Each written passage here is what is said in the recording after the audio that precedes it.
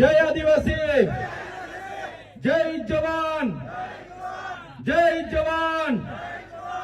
ધન્યવાદ.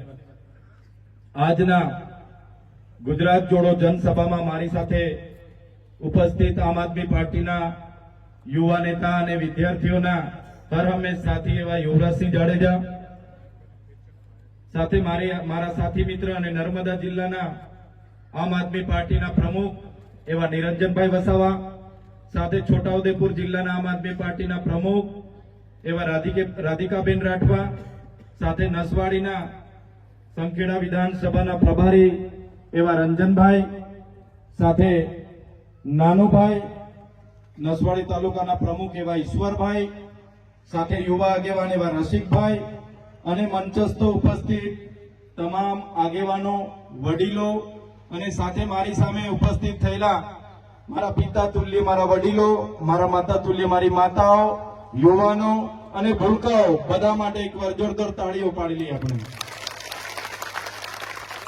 સાથે સાથે આપણી વાત ગુજરાત અને દેશ સુધી પહોંચે એના માટે અહીં સતત પ્રસારણ કરી રહેલા મારા મીડિયા મિત્રો અને આપણો કાર્યક્રમ સુચારો અને સારો થાય એની કાયદો અને વ્યવસ્થા જાળવવા માટે અહીં ઉપસ્થિત થયેલા તમામ પોલીસ અધિકારીઓ માટે પણ જોરદાર તાળીઓ પાડી. સાથીઓ, હમણાં આગળના કોઈ વક્તાએ કીધું કે મનરેગા યોજનાનું નામ બદલી નાખવામાં આવ્યું છે, ત્યારે હું વધારે નહીં કહીશ, પણ જે પ્રકારે મનરેગા કૌભાંડો થયા, મનરેગામાં ભ્રષ્ટાચારો થયા, શરૂઆત આપણા છોટાઉદેપુર, નર્મદા અને ભરૂચથી આપણે એ મુદ્દાને ઉઠાવ્યો અને મનરેગાના કૌભાંડો જ્યારે એમના નેતાઓ, એમના પુત્ર, મોટા મોટા નેતાઓ, એ ભાજપના મંત્રી તંત્રીઓ અને કોંગ્રેસના પ્રદેશ ઉપાધ્યક્ષ એવા નેતાઓ જેલોમાં જવું પડ્યું, ત્યારે આજે દેશમાં મનરેગા યોજનામાં જે મહાત્મા ગાંધીના નામે યોજના હતી એને બદલીને એમના કૌભાંડો છુપાવવાનું કામ કર્યું છે. ત્યારે આ સરકારને કહેવા માંગીએ છીએ, મનરેગાનું નામ બદલવાથી અમે તમારા કૌભાંડો ભૂલી નથી જવાના. આવનારા દિવસોમાં તમને એનો જવાબ મળી જવાનો છે. એમણે નામ બદલ્યું, જી રામજી રાખ્યું. આપણા વડીલો બધા કહે છે રામજી તો સૌના હૈયામાં વસે છે, પણ કૌભાંડોમાં એમના નામનો ઉપયોગ જ્યારે આ ભારતીય જનતા પાર્ટી કરે છે, આવનારા દિવસોમાં એ ભારતીય જનતા પાર્ટીને સત્તામાંથી આપણે બધાએ જાકારો આપવાનો છે.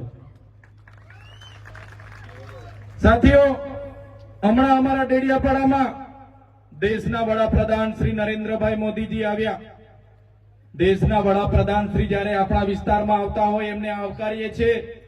એ આવતા હોય એટલે ખર્ચાઓ પણ થાય, પણ જે પ્રકારે એમના ભાજપના નેતાઓ, એમના અધિકારીઓએ ખર્ચા ઉતાર્યા અને આદિવાસી ગ્રાન્ટ પૂરી કરી, આદિવાસી બાળકોના સિકલ સેલના બીમારીથી પીડાતા બાળકોના ફૂડ બિલના પૈસા હોય, આશ્રમ શાળામાં ભણતા બાળકોના ફૂડ બિલના પૈસા હોય, કુપોષણથી પીડાતા બાળકોના ફૂડ બિલના પૈસા હોય, આંગણવાડી બાંધકામના પૈસા હોય, શિક્ષણ સારું મળે એના પૈસા હોય, રોડ રસ્તાના પૈસા હોય, અને એ આદિવાસીઓના પૈસા જ્યારે આવા તાઇફાઓમાં વપરાતા હશે ત્યારે ચૈતરભાઈ વસાવા એના માટે બોલશે. ચાહે સીએમ નો કાર્યક્રમ હોય કે પીએમ નો કાર્યક્રમ હોય, એનો હિસાબ અમે માંગીશું. એનો હિસાબ આપવો પડશે. કેમ કે એ પૈસા કોઈ ભારતીય જનતા પાર્ટીના કમલમમાંથી નથી આવતા, એ પૈસા કોઈના નેતાના પોતાના ઘરેથી નથી આવતા, એ પૈસા અમારી જનતાના ટેક્સમાંથી આવે છે. એક એક રૂપિયાનો અમે હિસાબ લઈશું. સાથીઓ, તમે વિચાર કરો, એવો તો કેવો પ્રોગ્રામ હશે? 7,83,00,000 રૂપિયાની બસો કરવી પડી. એવો તો કેવો કાર્યક્રમ હશે? 2,40,00,000 રૂપિયાના મોબાઈલ ટોયલેટ મંગાવવા પડ્યા. એવો તો કેવો પ્રોગ્રામ હશે કે 8,38,00,000 નું સ્ટેજ બનાવવું પડ્યું. એવો તો કેવો કાર્યક્રમ હશે કે 7,83,00,000 નો એ લોકોએ મંડપ બનાવવો પડ્યો. એવો તો કેવો કાર્યક્રમ હશે કે 2 કરોડ રૂપિયાનો એમને ડોમ બનાવવો પડ્યો. એવો તો કેવો કાર્યક્રમ હશે કે 2,51,00,000 રૂપિયાનું પાર્કિંગ કરવું પડ્યું. એવો તો કેવો કાર્યક્રમ હશે કે 2 કરોડના સમોસા માટે ખર્ચા કરવા પડ્યા. એવો તો કેવો કાર્યક્રમ હશે 2 કરોડની ચા પીવડાવી દેવામાં આવી. એવો તો કેવો કાર્યક્રમ હશે તરીકે 50 લાખનું પાણી પીવડાવી દેવામાં આવ્યું. આ તમામ પૈસા એ આદિવાસીઓના વિકાસ માટેની ગ્રાન્ટ હતી, એમાંથી વાપરવામાં આવ્યા. ત્યારે આ ભારતીય જનતા પાર્ટી એમના અધિકારીઓને અમે કહેવા માંગીએ છીએ, અમારા લોકોના વિકાસ માટેના પૈસા હતા, તમારે એક એક રૂપિયાનો હિસાબ આપવો પડશે, હિસાબ અમે લઈશું. ત્યારે તમે જોયું હશે ગૌરવ દિવસ તો અમે પણ નેત્રંગમાં ઉજવ્યો તો કે નથી ઉજવ્યો? એમણે કીધું કે દેશમાં મોદી લહેર ચાલે છે, મોદીના નામથી લાખો પબ્લિક ઉમટી પડે છે. જ્યારે નરેન્દ્રભાઈ મોદી મારા ડેડિયાપાડામાં આવ્યા ત્યારે જે પ્રતિમાને ફૂલહાર કર્યું એ પ્રતિમા પણ અમારી આગેવાનીમાં અમે બેસાડી છે, ભાજપના નેતાઓએ નથી બેસાડી. દેશના વડાપ્રધાનને અમારી પ્રતિમાએ ફૂલહાર કરવા આવવું પડે એ મજબૂરી તમે જેવા લોકોએ પેદા કરી છે. ત્યારે અમે નેત્રંગમાં પણ અમે લોકોને આહવાન કર્યું, પ્રેમથી કીધું કે ભાઈ પોતાના ખર્ચે નેત્રંગમાં પહોંચી જવાનું છે. નરેન્દ્રભાઈ મોદીની સભામાં 12 થી 15,000 લોકો હતા, એ પણ કર્મચારીઓ પોલીસ સાથે, અને નેત્રંગ ખાતે લાખો આદિવાસીઓ ભેગા થઈ ગયા આપણા એક અવાજથી. ત્યારે આજે ભાજપના નેતાઓને ચિંતા છે. આજે અમે દાહોદમાં જઈએ, છોટાઉદેપુરમાં આવીએ, કે આજે અમે પંચમહાલમાં જઈએ, ત્યારે એના નેતાઓ અમારા ગયા પછી અમને ગાળો ભાંડે છે ને. ચૈતર વસાવા અહીંયા આવ્યા કેમ? ચૈતર વસાવા શું કરી આપવાના છે? આવું બધું બોલે છે કેમ કે ભાજપના નેતાઓને ખબર પડી ગઈ છે કે હવે ચૈતર વસાવા સાથે આ વિસ્તારના લોકો જાગી ગયા છે અને આવું આવું ચાલશે. આવનારા દિવસોમાં એ લોકોના ગરબા ઘરે જતા રહેવાના છે. ગભરાઈ ગયા છે. ત્યારે લોકોને કહેવા માંગુ છું, અમારે એટલા માટે આ વિસ્તારમાં આવવું પડે છે. 30 વર્ષથી ભારતીય જનતા પાર્ટીને અહીંની લોકોએ મત આપીને તમને સરકારમાં મોકલ્યા છે. આજે નર્મદા વિસ્થાપિતોના 19 ગામોના લોકોને તમે ત્યાં જઈને વાયદો આપ્યો હતો. જ્યારે નર્મદા વિસ્થાપિતના લોકો કેવડિયામાં ધરણા પર હતા, અહીંના ધારાસભ્ય, અહીંના સાંસદ અને અમારા સાંસદ બધા ત્યાં પહોંચીને અમારા નર્મદાના લોકોને એમણે વચન આપ્યું હતું કે તમને અમે સિંચાઈનું પાણી મફત આપીશું, તમને વીજળી મફત આપીશું અને ઘરમાં એક વ્યક્તિને કાયમી નોકરી આપીશું. ત્યારે નર્મદાના વિસ્થાપિતોને આજે ગાંધીનગર 50 ધક્કા ખાવા પડે છે, પણ આજ દિન સુધી એક પણ લાભ નથી મળ્યો. એનો જવાબ એમણે આપવો જોઈએ. એમનો જવાબ કેમ નથી આપતા? આજે તુરખેડામાં જે મારા બેન હતા, એ બેન જ્યારે એને પ્રસૂતિની પીડા ઉપડી, એને ડિલિવરી માટે લઈ જવાનું હતું, એ ગામમાં રસ્તો નહીં હોવાના કારણે સાથીઓ ત્યાં 108 નહીં પહોંચી. એ બેનને ઝોલીમાં લઈને ગામના આગેવાનો નીકળ્યા. 3 કિલોમીટર ચાલતા બેનનું રસ્તામાં પીડાથી તડપીને એનું મૃત્યુ થયું. એક નાના બાળકને જન્મ આપીને માતા ગુજરી ગયા. ત્યારે અમે ઘરે ગયા, એ બેનને મળ્યા, એના પરિવારને મળ્યા, અને એ બેનના પરિવારનું નાનું બાળક અમે જોયું. જ્યારે એની દુઃખ અમે મહેસૂસ કરીએ છીએ, ત્યારે આ વિસ્તારમાં આવીને એ વિસ્તારના લોકોનો રોડ બને એના માટે અમે આવીને તમને રજૂઆત કરીએ છીએ. અહીંના નેતાઓ કહે છે કે ચૈતર વસાવા તુરખેડા કેમ આવ્યા? તો આ તુરખેડાના લોકોને આજ દિન સુધી તમે તમારા મત બેંક તરીકે ઉપયોગ કર્યો છે. એ બહેનોને ક્યારે તમે પોતાની બહેનો માની નથી. આ વિસ્તારના લોકોને ક્યારે તમે પોતાના લોકો માન્યા નથી. એટલા માટે જ આજે પણ તમે રસ્તા બનાવ્યા નથી. અને એ લોકોનું દુઃખ જ્યારે અમે મહેસૂસ કરીએ છીએ, ત્યારે અમે દોડતા આવીએ છીએ એમના દુઃખમાં સહભાગી થવા માટે. તમે કેમ ત્યાં નથી જતા? તમે કેમ રસ્તા નથી બનાવતા? ત્યારે એ નેતાઓને કહેવા માંગુ છું, 2 દિવસે તમારી પોતાની બેન, જે દિવસે તમારી પોતાની દીકરી આ પ્રકારની એમ્બ્યુલન્સ ન પહોંચવાથી ઝોલીમાં લઈ જતા મૃત્યુ પામશે ને, તે દિવસે તમને ખબર પડી જશે કે આ વિસ્તારના લોકોનું દુઃખ શું છે. આ વિસ્તારના લોકોને જે હેરાનગતિ થાય છે. આજે અહીંયા કાંદા ગામ છે, કાંદા ગામના લોકોએ મને રજૂઆત કરી, સાહેબ અમારા ગામમાં આંગણવાડી નથી, બાળકોને બેસવા માટે આંગણવાડી નથી. વિચાર કરો આ પરિસ્થિતિ 30 વર્ષથી ભારતીય જનતા પાર્ટીનું શાસન છે, છતાં છે. કોના પાપે? તો જે નેતાઓને આપણે ચૂંટીને મોકલીએ છીએ, એ નેતાઓ પોતાની સરકાર હોવા છતાં એ સરકારની વાહવાહી કરે છે, આપણા લોકોનું સાંભળતા નથી.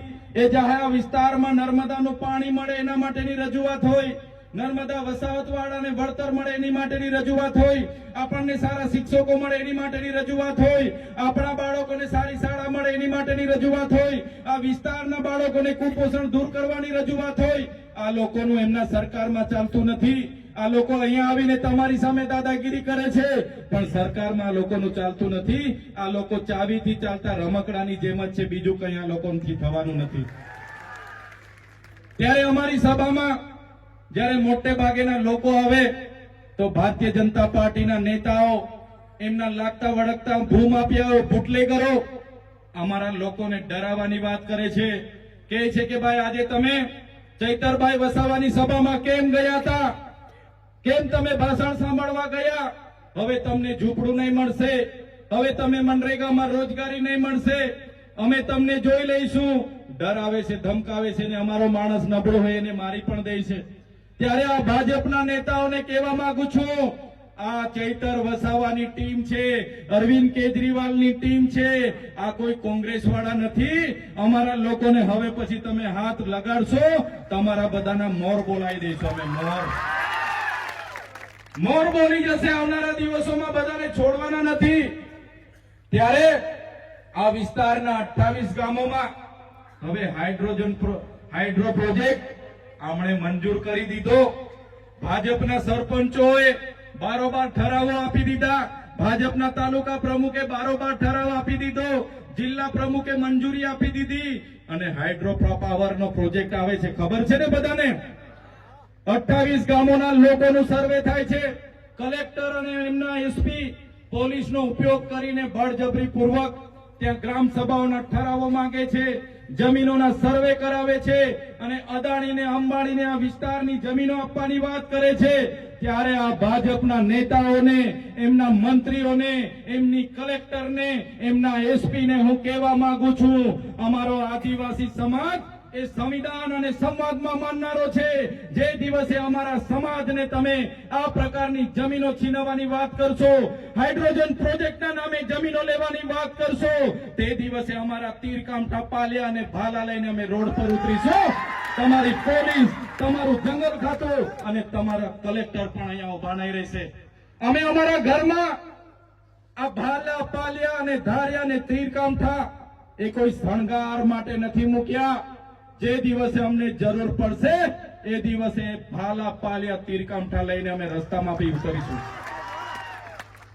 અમારા લોકો આદિ અનાદિ કાળથી આ વિસ્તારના જંગલોમાં રહે છે, અને આ જંગલ ખાતાના અધિકારીઓ આવે છે, ડરાવે છે, ધમકાવે છે, મારે છે, ખેડવા નથી દેતા, પાક નુકસાનીને કરે છે, પાક કાઢી નાખે છે. ત્યારે જંગલ ખાતાના અધિકારીઓને પણ કહેવા માંગુ છું, તમારું જંગલ ખાતાનો સંરક્ષણ ધારો અંગ્રેજો દરમિયાન 1862માં બન્યો, તમારું જંગલ ખાતું 1927માં બન્યું. અમારો આદિવાસી આદિ અનાદિ કાળથી હજારો વર્ષથી અહીંયા રહે છે.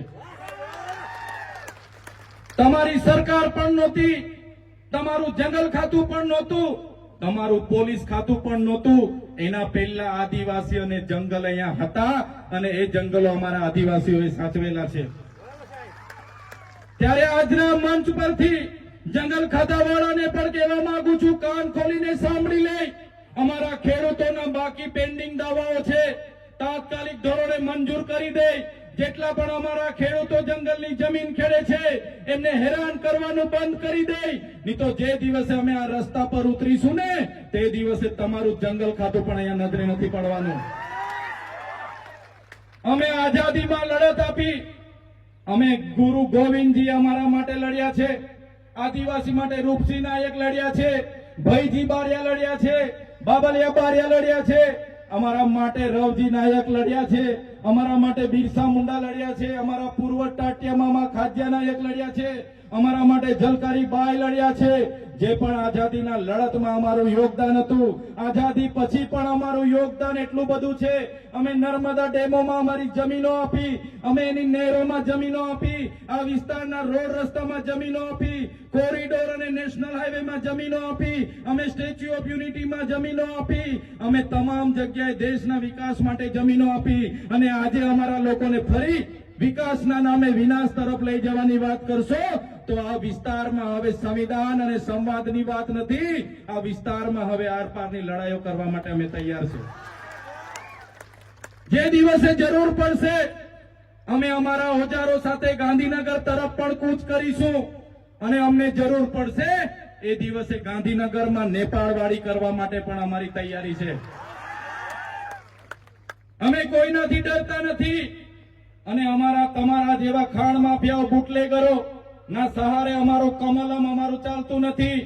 ત્યારે આ વિસ્તારોમાં મનરેગા નામે કૌભાંડો થયા, નલ સે જલના નામે કૌભાંડો થયા, આપણા બાળકોને શિષ્યવૃત્તિ મળે એના માટે અમે અવાજ ઉઠાવ્યો, આ વિસ્તારમાં રોડ રસ્તા બને એના માટે અવાજ ઉઠાવ્યો, નર્મદાના લોકોને વળતર મળે એના માટે અવાજ ઉઠાવ્યો, કેવડિયામાં જ્યારે ઝૂંપડા તૂટતા હતા એના માટે અવાજ ઉઠાવ્યો.